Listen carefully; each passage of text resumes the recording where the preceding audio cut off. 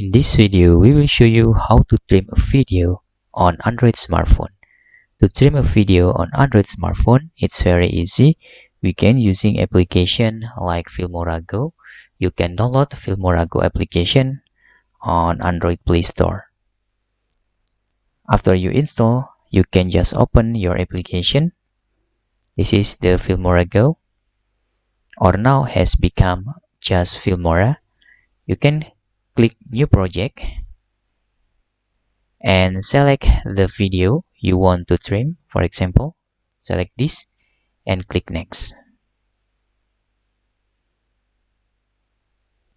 After that, to trim a video, we can just take this video right or left and just click the video to activate the timeline.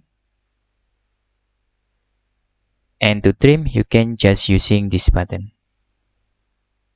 Okay, you can also using another button like this. So the right is gone. If you want to delete the right, same with that, we can just activate this. Then if you click this, the left of the video will gone here. That's all tutorial how to trim video on Android smartphone. After you done, you can just click export to see the result. Hope this video helpful for you.